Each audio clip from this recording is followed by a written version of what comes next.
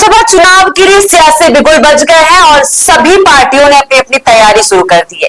एक तरफ हमेशा कांग्रेस यानी और विपक्ष पार्टी को ले ले, विपक्षी गठबंधन को ले ले, तो वो बीजेपी के ऊपर आरोप लगाती रही है, बीजेपी के ऊपर निशाना साधती रही है और ये कहती रही है कि वो बीजेपी उसे चुनाव नहीं लड़ने देना चाहती है। बीजेपी सत्तारूढ़ पार्टी है और वो इसमें एक तरीके से हमारे ऊपर प्रेशर डाल रही है कि हम चुनाव ना लड़े और वो अकेले चुनाव लड़ना चाहती है, यानी कि वो ये कहना चाहती है कि तानाशाह हो चुकी है ये सरकार, ये हमेशा आरोप लगाते रहे। और एक और चर्चा ये भी चल रहा है कि लोकसभा चुनाव यानी कि यूपी में जो दो सीटें हैं, रायबरेली और अमेठी, तो रायबरेली से कौन सीट पे चुनाव लड़ेगा? वो जो पहले हुआ करता था सोनिया गांधी का, सोनिया गांधी वहां से 4 बार सांसद रह चुकी है, लेकिन सोनिया गांधी के राज्यसभा जाने के बाद ये चर्चा तेज हो गई है और लोगों की नजरें उसी पे टिकी है कि रायबरेली से कौन लड़ेगा चुनाव। और इसमें काफी बातचीत चल रही थी, बैठक चल रही थी, अंदरूनी बातचीत चल रही थी कांग्रेस के अंदर कि कौन बैठेगा और ऐसा अनुमान लगाया जा रहा है कि ये सीट प्रियंका गांधी को मिल सकती है। सबकी सहमति हुई है, पार्टी की ओर से सहमति बनी है कि प्रियंका गांधी को इस सीट से चुनाव लड़ाया जाए। तो आगे हम खबर की ओर रुख करते हैं। जैसा कि हमने कहा कि सभी पार्टियां अपनी अपनी तैयारी करती हैं, लोकसभा चुनाव का बिगुल बज चुका है, तो वहीं उत्तर प्रदेश की सियासी का पारा भी बढ़ता हुआ नजर आ रहा है। एक तरफ बीजेपी पहले चरण के लिए अपना चुनाव प्रचार शुरू कर दी है, वहीं दूसरी ओर इंडिया अलायंस में शामिल कांग्रेस ने भी यूपी की कई सीटों पर उम्मीदवारों की लिस्ट जारी कर दी है, लेकिन पार्टी ने अभी तक अमेठी और रायबरेली सीट से किसी प्रत्याशी को नहीं उतारा या प्रत्याशी नहीं बनाया है। इस बीच खबर है कि कांग्रेस रायबरेली लोकसभा से प्रियंका गांधी को मैदान में उतार सकती है। जानकारी के मुताबिक पार्टी के उच्च स्तरीय संगठन में से इस बात पर चर्चा हो चुकी है कि पार्टी 15 अप्रैल के बाद रायबरेली सीट पर प्रियंका गांधी के नाम का ऐलान कर सकती है। अब हम बात करते हैं रायबरेली से गांधी परिवार का कितना पुराना रिश्ता रहा है। माना जाता है कि रायबरेली गांधी परिवार का पुराना और गढ़ माना जाता है। यहां से गांधी परिवार के कई सदस्य लोकसभा चुनाव पहुंचे हैं। इस पार्टी पर इंदिरा गांधी 2 बार जीत कर सांसद बन चुकी है। इतना ही नहीं, कांग्रेस की पूर्व अध्यक्ष सोनिया गांधी भी इस सीट से 4 बार जीतकर संसद पहुंची। पिछले चुनाव में कांग्रेस ने जो एकमात्र सीट हासिल की थी यूपी में, वो रायबरेली की ही सीट थी। सोनिया गांधी ने किया था चुनाव से इनकार, यानी कि सोनिया गांधी इस बार लोकसभा चुनाव में खड़े होने से, चुनाव लड़ने से इनकार कर दिया था। इस बार स्वास्थ्य कारणों के चलते सोनिया गांधी ने लोकसभा चुनाव लड़ने से इनकार किया था। पार्टी ने हाल ही में उन्हें राज्यसभा सांसद बनाकर भेज दिया, राज्यसभा भेज दिया, यानी कि राजस्थान से उन्हें राज्यसभा भेजा गया। सोनिया गांधी के राज्यसभा जाने के बाद से ही सबकी नजरें सीट पर टिकी हुई थी कि उनके रायबरेली में कौन प्रत्याशी उतरेगा, किसको उतारा जाएगा। स्थानीय नेता चाहते हैं कि प्रियंका गांधी ही रायबरेली से चुनाव लड़े। सोनिया गांधी के चुनाव लड़ने के इनकार के बाद से ही स्थानीय नेता और पार्टी समर्थक रायबरेली से प्रियंका गांधी को मैदान में उतारने की मांग करते रहे हैं। अपनी मांग को लेकर वह दिल्ली आए थे और अब पार्टी आलाकमान के सामने अपनी बात रखी और अपनी राय रखी। कांग्रेस नेताओं में इस बात पर सहमति बनी है कि रायबरेली से उम्मीदवार किसे उतारा जाए, किसे बनाया जाए, बस सहमति बनी है। सूत्रों के मुताबिक ये बात पता चल गया।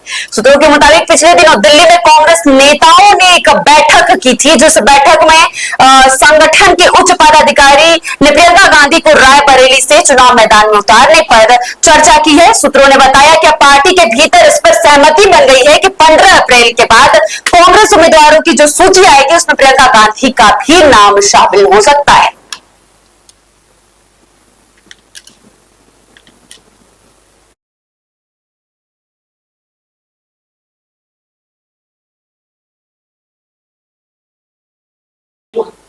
देश में कुछ ही दिनों में लोकसभा चुनाव होने वाले हैं। चुनाव से पहले एक तरफ जहां सभी पार्टियां प्रचार प्रसार में लगी है, तो वहीं दूसरी तरफ कांग्रेस की मुश्किलें खत्म होने का नाम नहीं ले रही है। दरअसल 19 मार्च 2024 को ही कांग्रेस पार्टी को इनकम टैक्स विभाग की तरफ से 1823 करोड़ रुपए के भुगतान का नोटिस भेजा गया।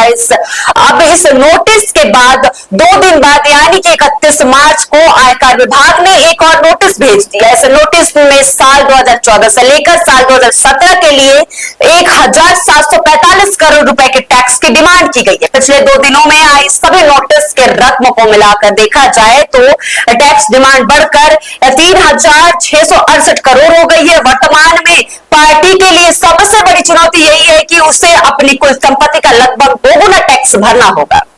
अब बात करते हैं कि नोटिस क्यों भेजी गई। आयकर विभाग ने नोटिस क्यों भेजा। मीडिया रिपोर्ट में सूत्रों के हवाले से दावा किया गया है कि अप्रैल 2019 के इनकम टैक्स सर्च के दौरान पता चला कि कांग्रेस पार्टी ने 2 बड़ी कंपनियों की कैश प्राप्त की है। इसी पार्टी में यह भी दावा किया गया है कि आयकर विभाग के पुष्टि की है कि कई दस्तावेज व्हाट्सएप मैसेज दर्ज किए गए बयान के जरिए उन्होंने ये पुष्टि की है। कांग्रेस के इस नियम को कोई अनदेखा नहीं कर सकता है। दरअसल आयकर विभाग एक्ट की धारा 30 में कुछ शर्तों के तहत राजनीतिक दलों को इनकम में छूट देती है। इन शर्तों में 2000 रुपए से ज्यादा नकद स्वीकार नहीं किया जा सकता है, जबकि कांग्रेस पार्टी इस शर्त को पूरा नहीं किया। यही कारण है कि पार्टी को टैक्स में छूट नहीं दी गई। कांग्रेस के पास कितनी संपत्ति है, इस पे हम बात करते हैं। साल 2023 और 24 की माने, यानी 2023-24 के लिए अपने नवीनतम आईटी रिटर्न में पार्टी ने इस बात का खुलासा किया था कि उसके पास वर्तमान में लगभग 665 करोड़ रुपए को कोष और 378 करोड़ रुपए की नगद राशि है। 340 करोड़ रुपए की शुद्ध संपत्ति है। इन सभी संपत्ति को मिलाकर देखें तो पार्टी के पास वर्तमान में लगभग 1430 करोड़ रुपए है। क्या चुनाव से पहले चुकाना होगा टैक्स, इस पे हम चर्चा कर लेते हैं। अब तक कांग्रेस के लिए सबसे बड़ी चुनौती यही थी कि चुनावी मौसम में पार्टी इतनी बड़ी रकम कैसे चुकाएगी। कांग्रेस ने इस मामले में सुप्रीम कोर्ट में याचिका दाखिल की थी कि जिसकी जस्टिस बीबी नागरत्ना के बेंच ने 1 अप्रैल को सुनवाई की। वहीं आयकर विभाग की तरफ से सॉलिसिटर जनरल तुषार मेहता अपनी दलील रख रहे थे। इस मामले में कांग्रेस को जुलाई तक की राहत दे दी गई है, यानी राहत मिल गई है। दरअसल इनकम टैक्स डिपार्टमेंट में सुप्रीम कोर्ट में भरोसा दिखलाया है और चुनावी मौसम को देखते हुए फिलहाल इन पैसों की रिकवरी को लेकर कई कार्रवाई की जा रही है। कई कार्रवाई नहीं भी की जा रही। अदालत ने अगली सुनवाई 24 जुलाई को करने का फैसला किया है। कांग्रेस ने केंद्र सरकार पर आरोप लगाए हैं। हमेशा से केंद्र सरकार पर आरोप लगाती रही है कांग्रेस। इससे पहले कांग्रेस सरकार ने चुनाव से पहले नोटिस भेजे जाने को लेकर केंद्र सरकार पर इनकम टैक्स डिपार्टमेंट का इस्तेमाल करने का आरोप लगाया था। पार्टी का आरोप है कि केंद्र सरकार लोकसभा चुनाव से पहले पार्टी को अस्थिर करना चाहती है। राहुल गांधी ने भी इस पूरे मामले में आयकर विभाग पर जमकर निशाना साधा है। उन्होंने कांग्रेस कार्य समिति की मीटिंग के बाद कहा था कि ऐसा लग रहा है मानो भारत में लोकतंत्र खत्म हो गया है। उन्होंने कहा कि हमारे खाते फ्रीज कर दिए गए, करोड़ के नोटिस भेजे जा रहे हैं, लेकिन देश की मीडिया, चुनाव आयोग और अदालत इसके बाद भी चुप है। सभी को मिलकर तमाशा देख रहे हैं, यानी सभी मिलकर हमारा तमाशा देख रहे हैं। जो सरकार बनाना चाह रही है हमारा तमाशा, लोकतंत्र को खत्म करने की साजिश हो रही है। वहीं दूसरी तरफ कांग्रेस के सीनियर नेता विवेक तन्खा ने सोशल मीडिया प्लेटफॉर्म एक्स पर एक पोस्ट साझा करते हुए लिखा, ये तो पागलपन की पराकाष्ठा है। पिछले 3 दिनों में कांग्रेस पर 3,577.33 करोड़ रुपए की एस्ट्रोनॉमिकल फिगर से टैक्स की मांग हुई है। कांग्रेस मुक्त भारत के बीजेपी मिशन के लिए उनके निष्ठावान राजस्व विभाग के अधिकारियों को धन्यवाद किया।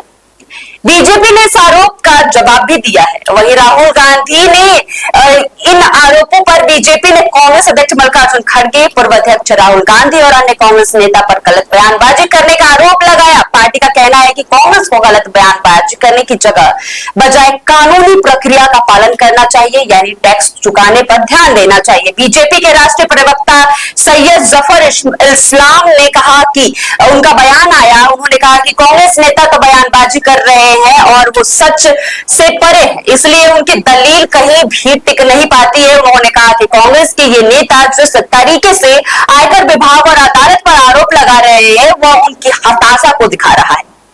क्या इनकम टैक्स नोटिस पर कैसी कार्रवाई की जाती है और कब आता है नोटिस, इस चीज पे चर्चा करते हैं। कोई भी व्यक्ति अगर अपने खाते में 10 लाख से ज्यादा ट्रांजैक्शन करता है और इस रकम की जानकारी अपने आईटीआर में यानी कि इनकम टैक्स डिपार्टमेंट को नहीं देता है, तो ऐसी परिस्थिति में आईटीआर डिपार्टमेंट की तरफ से आपको नोटिस भेजा जाता है।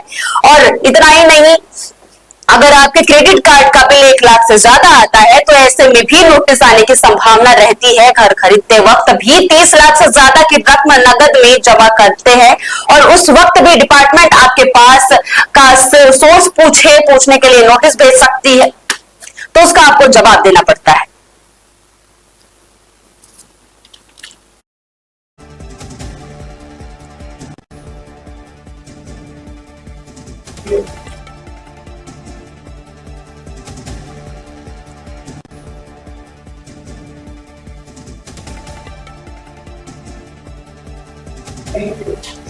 ऐसे ही तमाम खबरों को देखने के लिए प्रजातंत्र टीवी के साथ जुड़े रहें।